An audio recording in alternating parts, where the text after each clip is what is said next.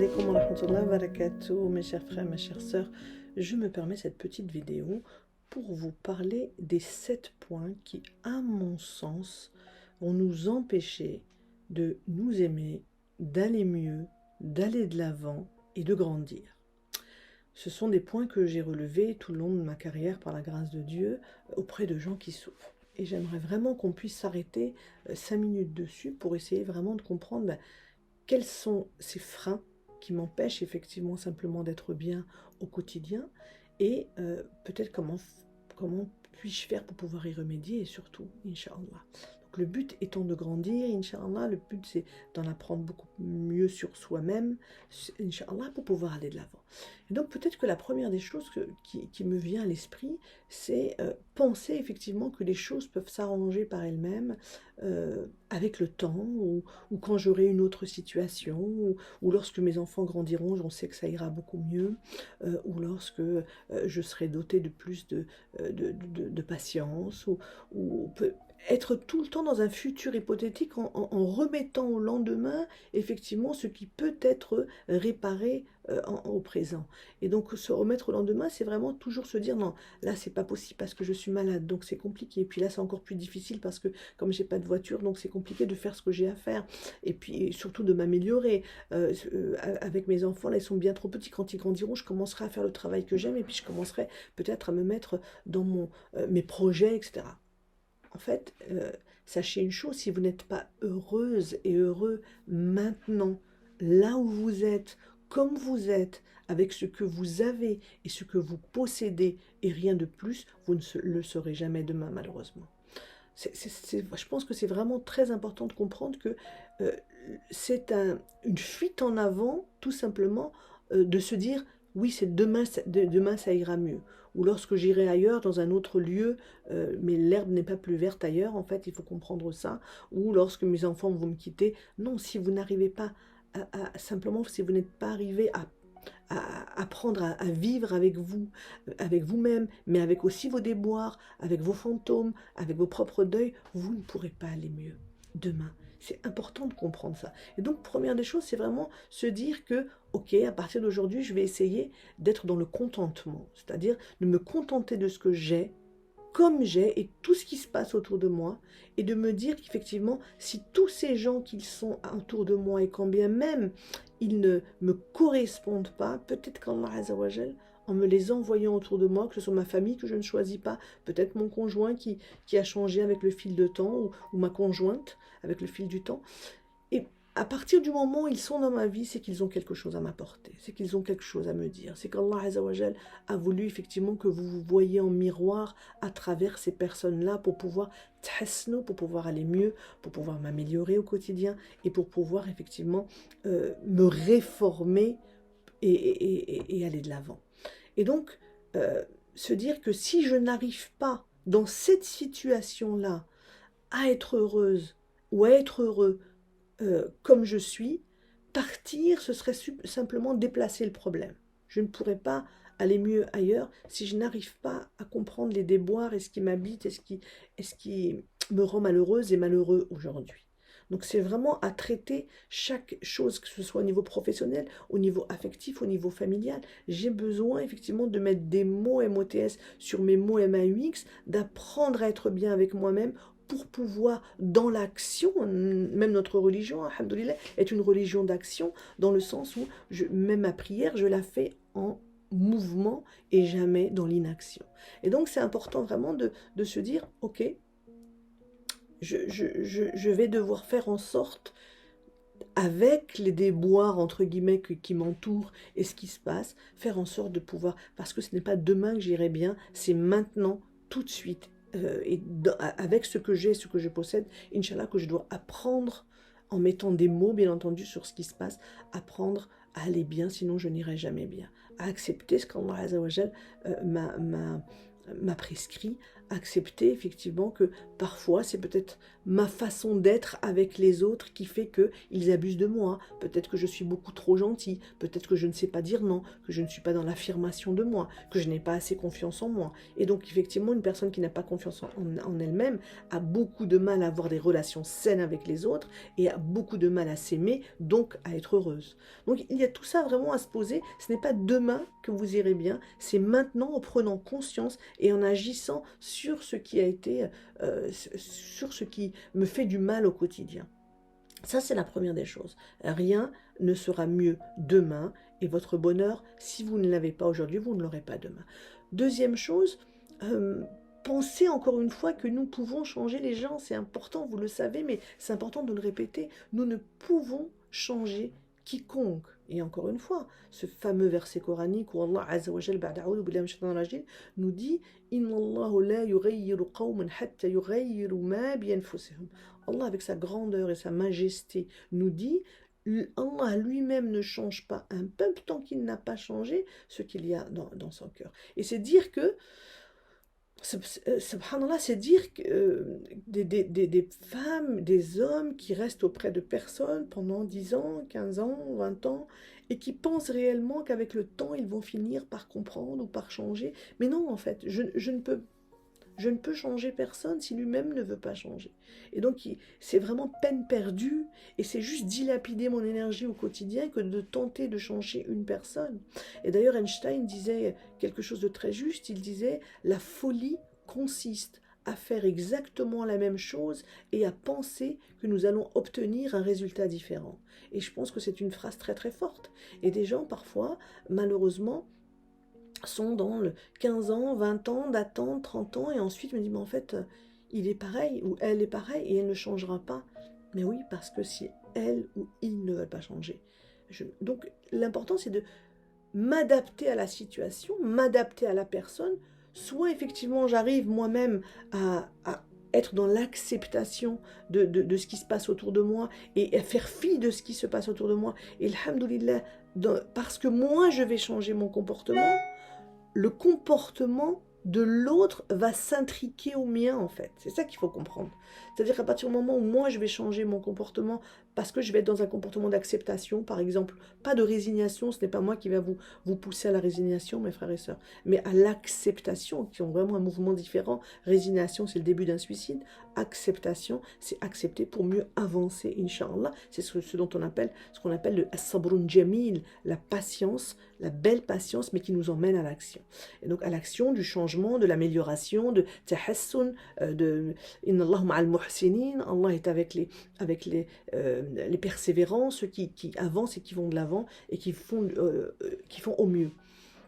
Et donc du coup, subhanallah, il est important de comprendre que tant que moi je ne me change pas moi-même, personne, la systémie des gens qu'il y a autour de moi ne changera pas si moi je ne fais pas un effort sur moi-même. Donc c'est important de comprendre ça. Peut-être la troisième chose, parfois nous pensons que nous n'avons pas besoin d'exprimer nos besoins et que les autres sont là pour assouvir nos besoins quand bien même je n'ai pas eu subhanallah, à les exprimer. Et ça c'est une erreur fondamentale. Surtout dans le couple, je fais par la grâce de Dieu le conseil conjugal et je me rends compte que beaucoup de couples en fait ne connaissent pas les besoins l'un de l'autre simplement parce qu'il n'y a pas eu d'expressivité de ces besoins-là.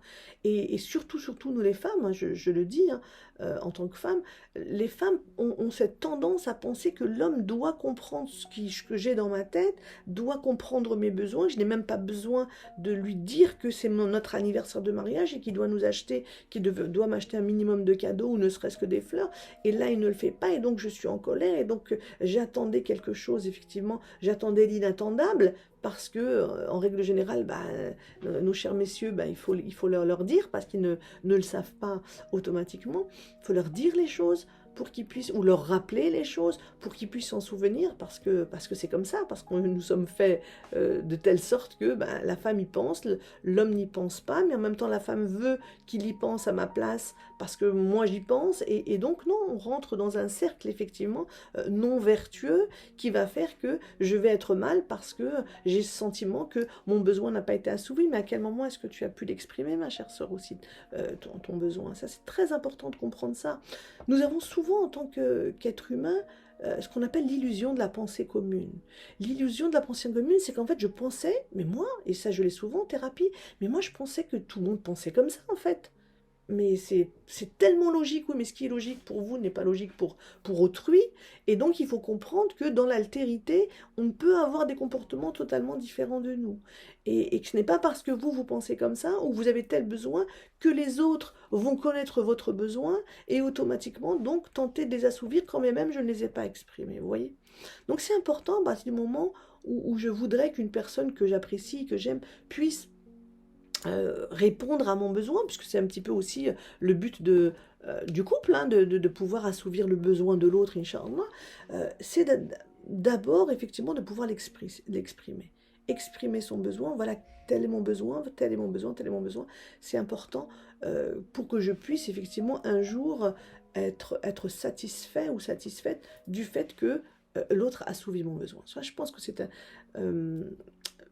très important parce que c'est une attente irréaliste en fait, de penser que les autres doivent prendre soin de vos besoins quand bien même ils n'ont pas été exprimés, et surtout qu'ils prennent soin de mes besoins alors que moi-même je ne prends pas soin des miens.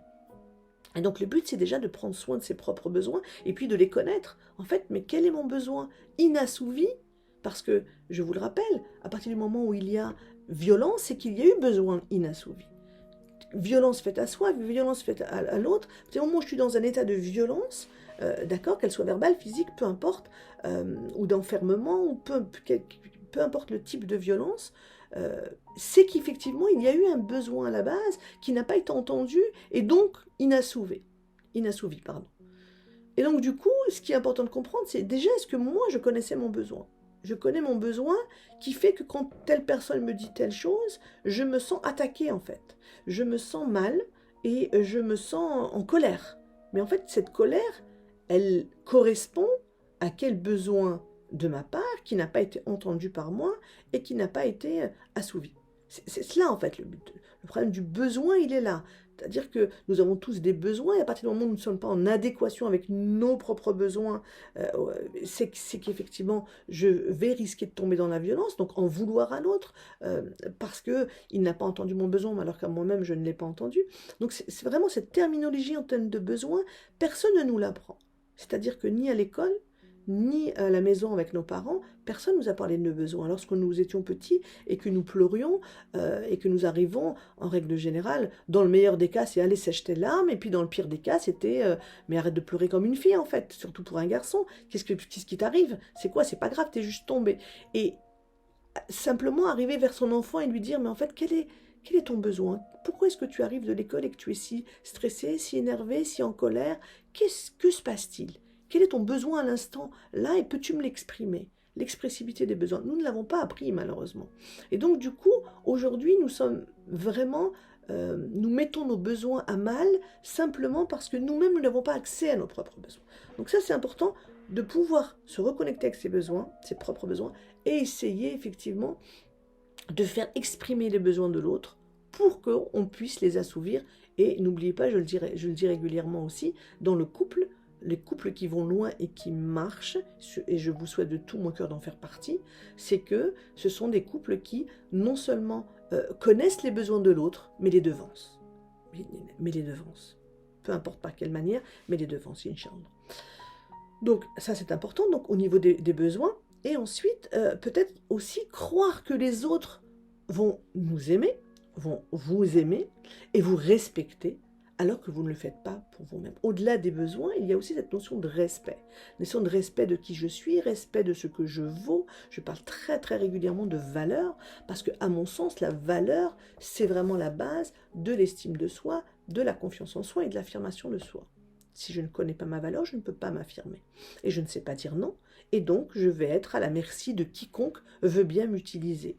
Et du coup, je vais parfois, malheureusement, passer à côté de ma vie, tout simplement parce que j'étais dans un extrême, dans le trop gentil, qui a fait que je n'ai pas pu savourer ma vie puisque j'ai voué ma vie aux autres. Et ça, vraiment, croyez-le, j'ai beaucoup de personnes qui arrivent à 50, 60, 70 ans et qui arrivent vraiment à être très malheureux du fait qu'ils ont tellement donné qu'ils sont oubliés eux-mêmes. Et donc du coup, s'ils s'oublient eux-mêmes, ils ne se respectent pas eux-mêmes. Pourquoi? Parce que là où j'avais un projet le week-end, encore une fois, là où mon cœur me disait, mais en fait non, je ne peux pas répondre à cette demande puisque un ami ou une amie veut que je déménage le week-end. Et moi, tellement j'ai peur d'un désamour, j'ai peur d'un délitement, du coup je vais aller dire oui, alors que mon cœur me dit non. Donc je ne suis pas en cohérence, encore une fois, alignée avec moi-même. Je ne me respecte pas. Comment est-ce que je vais pouvoir être respectée par les autres? Donc je ne deviens pas respectable, donc pas respectée par les autres. Et c'est important de comprendre ça. C'est important de comprendre que tant que moi-même, je ne m'affirme pas un minimum en disant là, vraiment, je suis désolée, je ne peux pas. Je ne peux absolument pas. C'est-à-dire que je suis en adéquation avec ce que moi je ressens et ce que je pense. Et en même temps, je ne suis... donc je suis liée alignée avec ce que je pense. Et en même temps, j'arrive à m'affirmer posément, gentiment, en disant non, là, je ne peux pas ce week-end. Peut-être le week-end prochain, mais là, vraiment, j'avais quelque chose de prévu. Et donc, du coup, je vais être respectée par le fait que moi, je me respecte. Et ça, c'est très important. Je ne serai pas respectée par les autres si moi-même, je ne me respecte pas. Ça, c'était la quatrième chose. La cinquième chose, je pense qu'il est important de s'accepter tel que l'on est. Nous avons tous des zones d'ombre et des zones de lumière. Le but, c'est effectivement d'accepter que toute ma vie, j'ai pu être effectivement un peu dans l'égocentrisme ou dans le narcissisme, ou effectivement on m'a élevé comme étant un enfant. Donc accepter effectivement que j'ai pu être un enfant non sécurisé psychiquement, et du coup, malheureusement, on ne m'a pas mis de limite. Et donc, en fait, j'ai ce sentiment de ne pas réussir à gérer mes frustrations. Hein. Je n'ai jamais été frustrée, donc je ne sais pas ce que c'est que la frustration. Et du coup, je ne supporte pas qu'on me dise non, par exemple. L'important, effectivement, c'est d'accepter que jusqu'à présent, j'ai pu avoir ce comportement. Donc déjà, accepter, ça veut dire prendre conscience. Et parce que je vais en prendre conscience, je vais prendre également conscience de l'effet délétère que ça a pu être, que ça a pu avoir effectivement, sur les personnes que j'aime, notamment mes enfants, mon épouse ou mon époux. Et là, effectivement, déjà accepter. Parce que tant que je n'accepte pas mes déboires, tant que je n'accepte pas mes fantômes, tant que je n'accepte pas mon côté effectivement sombre, je ne peux pas le rendre lumière. C'est important de le comprendre. Je dois accepter. Oui, ok, c'est peut-être dû à mon éducation, c'est peut-être dû à mon ego, tout simplement. Le but aujourd'hui, c'est de prendre conscience que je peux m'améliorer au quotidien et je vais tout faire pour pouvoir m'améliorer, en tous les cas pour ceux que j'aime. Je pense que c'est vraiment une étape très très importante, mais pour ce faire, il faut accepter d'être soi-même et s'accepter tel que l'on est. Et quand bien même, ça ne va pas à l'extrême comme je viens de le dire, mais quand bien même c'est juste le fait que, allez, j'ai du mal à me réveiller le matin, c'est compliqué, j'ai du mal à être dans l'organisation, j'ai du mal, donc c'est des choses qui peuvent me nuire beaucoup plus à moi qu'aux autres. J'ai du mal effectivement à me mettre dans une activité sportive ou aller jusqu'au bout, j'ai du mal à me lancer dans un projet et le tenir jusqu'au bout, je suis dans la procrastination. Ben, accepter, subhanallah. Accepter effectivement qu'on n'est pas parfait, subhanallah. Moi-même, je souffre de procrastination, ben, alhamdoulilah, j'apprends à l'accepter pour pouvoir bien sûr y travailler. Ce n'est pas juste accepter en l'acceptant, mais surtout de l'accepter pour pouvoir l'améliorer, Inch'Allah. Donc personne n'est parfait, d'accord? Et appréhender dans l'acceptation et non pas dans la résignation, encore une fois, mes déboires et mes zones d'ombre, alhamdoulilah, c'est ce qui va m'aider à les améliorer. Je pense que ça, c'est une chose importante parce que beaucoup de gens ne s'acceptent pas telles qu'elles sont. Et elles sont dans l'autoflagellation et l'autoculpabilité permanente. Oui, mais pourquoi, mais comment, mais j'aurais pas dû, mais haram aliyah, mais aïb aliyah, mais il fallait pas. Wow, on fait ce qu'on peut avec les moyens du bord, quoi.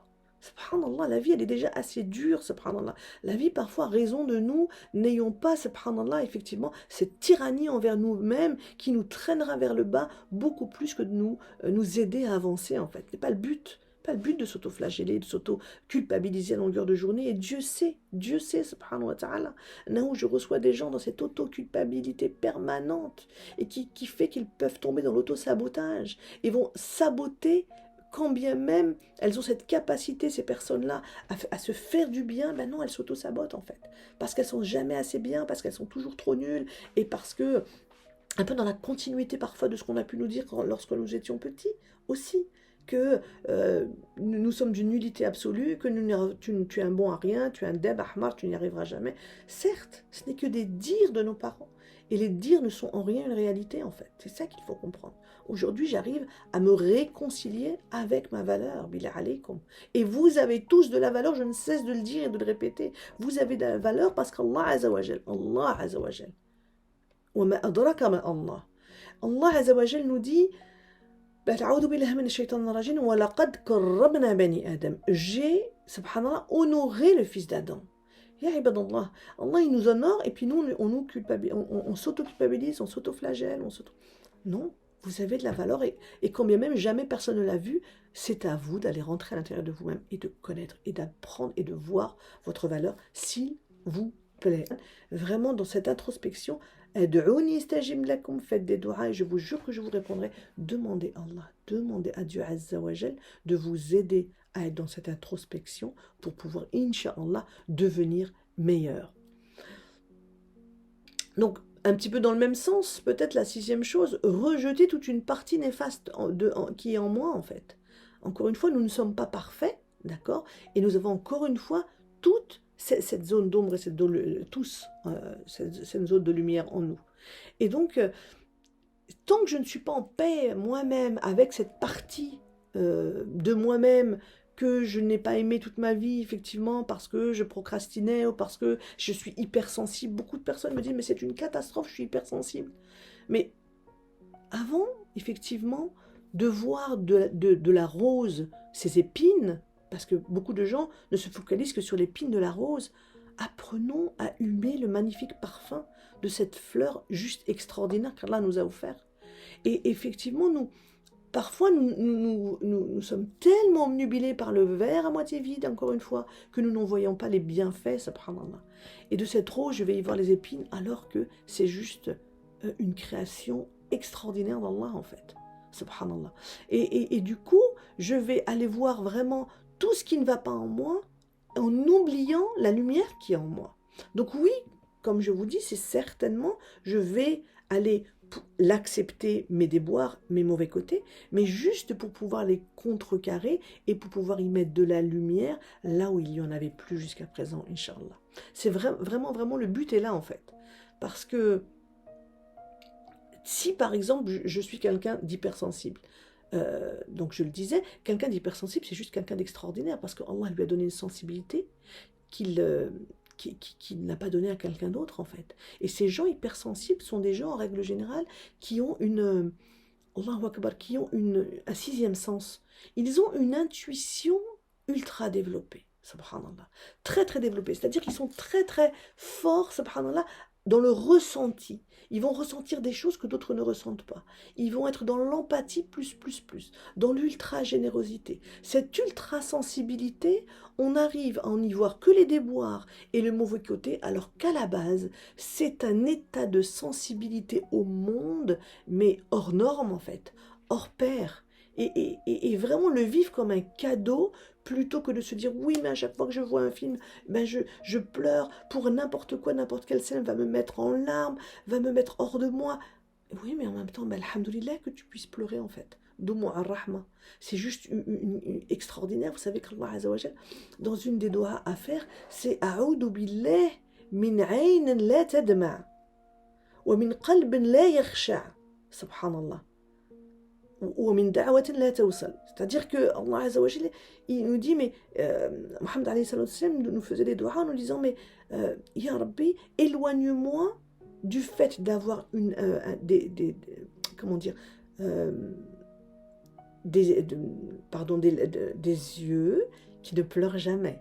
D'accord? Donc qui ne sont pas compatissants, qui ne sont pas dans Domo ar-Rahma, dans la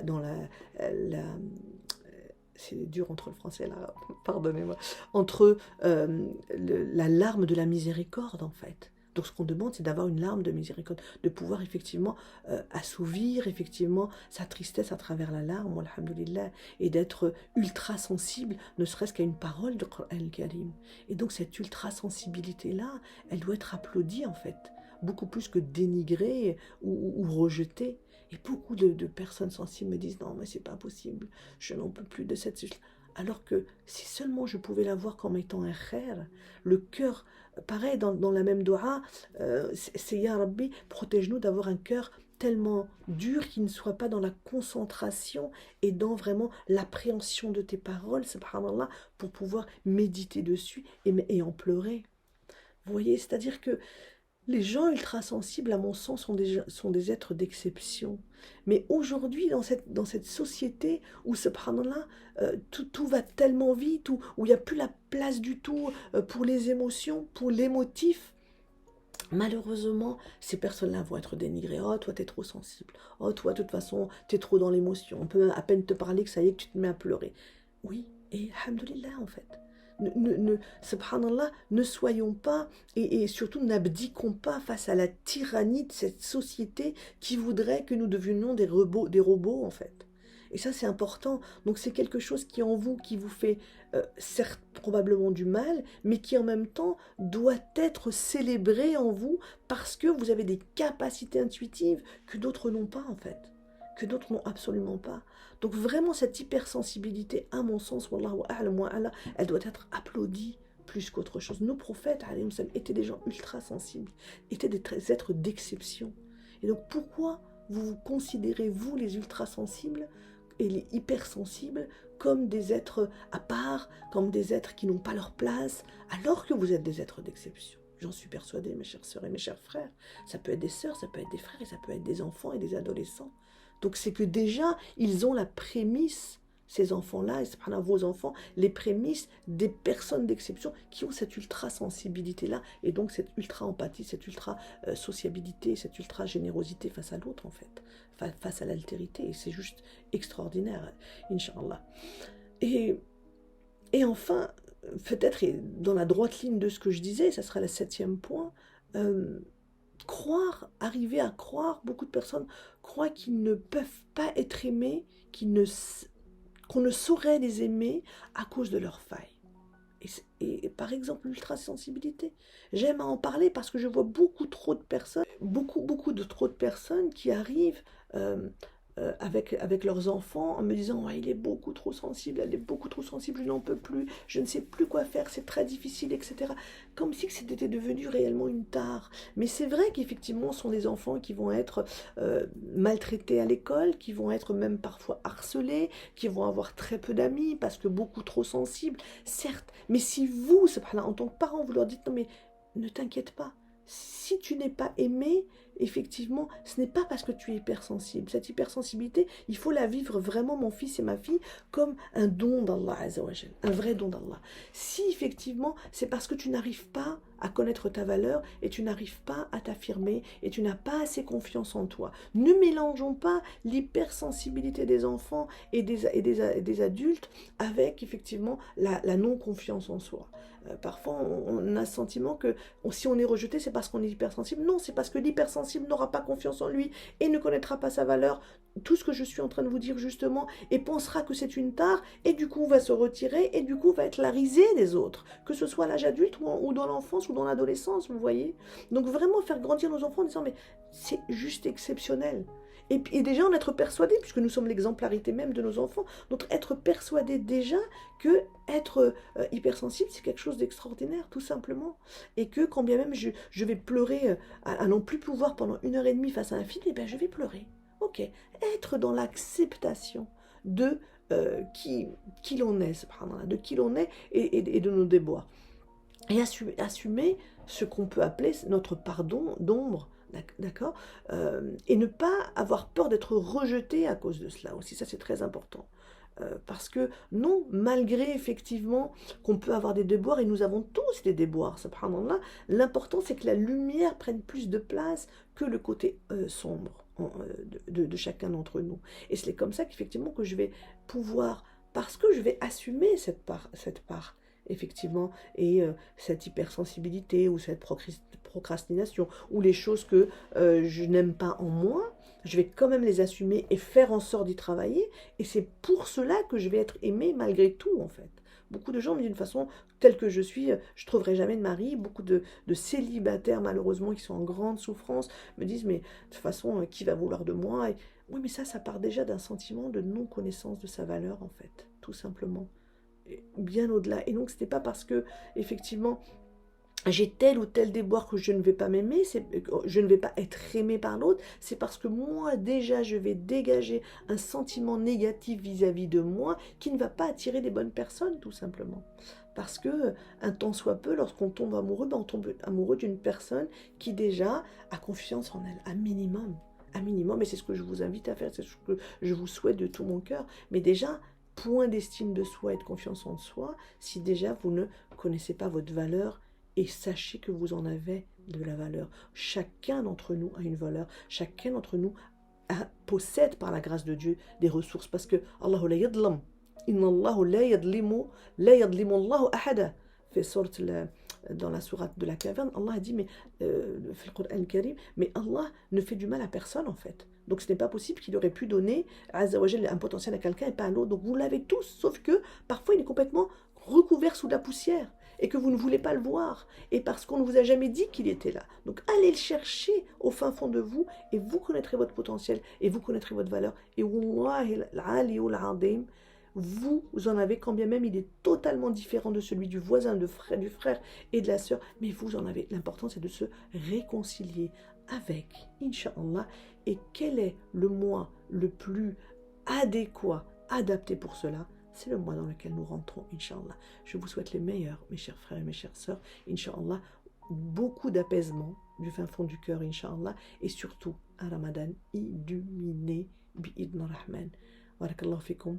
Prenez soin de vous, Inch'Allah. Dites encore une fois à ceux que vous aimez combien vous pouvez les aimer. C'est important d'être dans la verbalisation. Et puis, la vie est courte. Donc, Allah ma'akum, Inch'Allah. Fi amanillah. Assalamu alaikum.